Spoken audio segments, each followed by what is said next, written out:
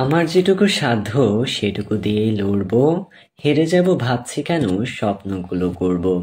সীমার মধ্যেও থাকে আলো যদি থাকে চেষ্টা।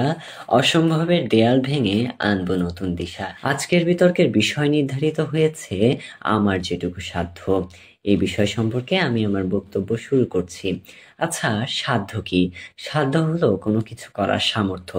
সাধ্য হতে পারে শারীরিক, মানসিক, অর্থনৈতিক সাধ্য ইত্যাদি। আরো অনেক সাধ্য রয়েছে।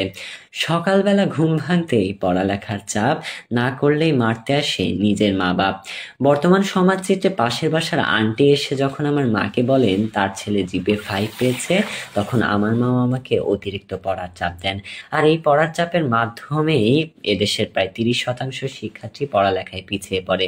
ফলে খারাপ রেজাল্ট করলে সমাজের কিছু মানুষ তো তাদের বলেনি তোর দ্বারা কিচ্ছু হবে না, ওর দেখে কিছু শেখ, ওর পা ধোয়া পানি খা।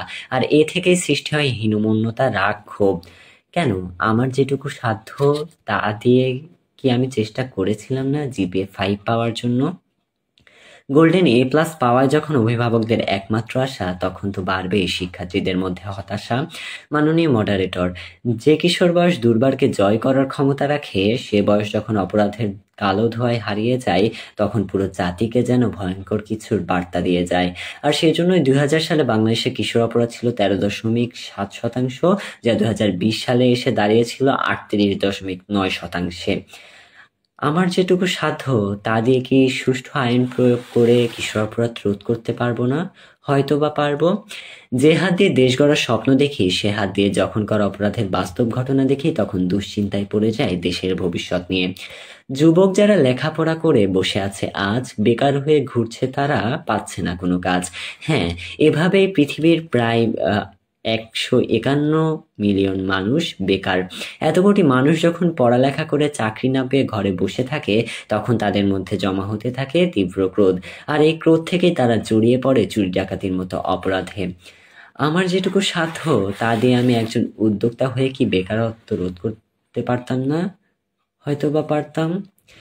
শব্দ দূষণ, বায়ু দূষণ, দূষণ হচ্ছে পানি, সংবাদপত্রে পাচ্ছি আমরা, পড়ছি তারই বাণী। বাংলাদেশের রাজধানী ঢাকা বিশ্বের সবচেয়ে বায়ু দূষিত শহরগুলোর তালিকার মধ্যে শীর্ষে অবস্থান করছে। 2019 সালে ঢাকায় প্রায় 22,000 মানুষ বায়ু দূষণের কারণে মারা গিয়েছিল। বুড়িগঙ্গা নদীতে নিয়মিত কলকারখানার বর্জ্য মিশ্রিত হওয়ার ফলে সেখানকার পানিও দূষিত হচ্ছে। আর শহর জীবনে শব্দ দূষণ তো একটি নিত্য নৈমিত্তিক ঘটনা। আমার যেটুকু সাধ্য সেটুকু দিয়ে আমি একজন সুনাগরিক হয়ে কি পরিবেশ দূষণ রোধ করতে পারবো না? হয়তো বা পারবো। বাংলাদেশের অর্থনীতি উন্নয়নশীল, কৃষি, শিল্প, সেবা খাতের উপর নির্ভরশীল। আমার যেটুকু সাধ্য তা দিয়ে কৃষি, সেবা ও শিল্প খাতের উন্নতি করতে চাই। বিগত 5 বছরে এদেশে প্রায় 62,000 মানুষ সড়ক দুর্ঘটনায় মারা গেছে।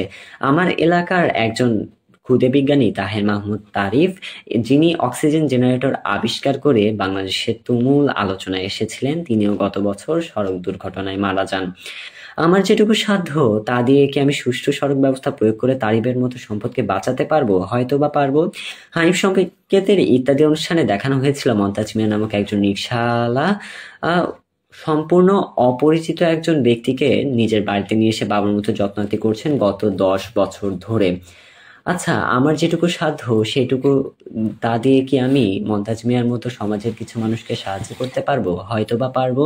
মহাত্মা গান্ধী তেমন সাধ্য না থাকলেও তিনি ভারতবর্ষের স্বাধীনতায় গুরুত্বপূর্ণ ভূমিকা রেখেছিলেন।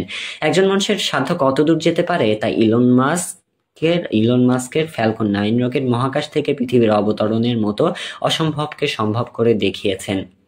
মার্ক জুকারবার্গ ছাত্র বয়সে ফেসবুক তৈরি করেছিলেন। Jeff Bezos Amazon, Bill Gates Microsoft এবং বর্তমানে বিলিয়ন টাকার কোম্পানি অ্যাপেলও স্টিভ জবসের বাড়ির গ্যারেজ থেকেই শুরু হয়েছিল। তাদের যেটুকু সাধ্য ছিল তা দিয়েই তারা সফল হয়েছেন। আমার যেটুকু সাধ্য তা দিয়ে আমি সমাজনীতিকে বদলাতে পারবো, বেকারত্ব দূর করতে পারবো, পরিবেশ দূষণ রোধ করতে পারবো, সড়ক দুর্ঘটনা কমাতে পারবো, ভালো শিক্ষার্থী হয়ে উঠতে পারবো, একজন সুনাগরিক হয়ে উঠতে পারবো। আমার যেটুকু সাধ্য তা দিয়ে আমি বাংলাদেশকে এক অনন্য উচ্চতায় নিয়ে যেতে পারবো। নিয়ে যাবই, নিয়ে যাবই। হয়তোবা কোনো একদিন। ধন্যবাদ মাননীয় মডারেটর, ধন্যবাদ সবাইকে।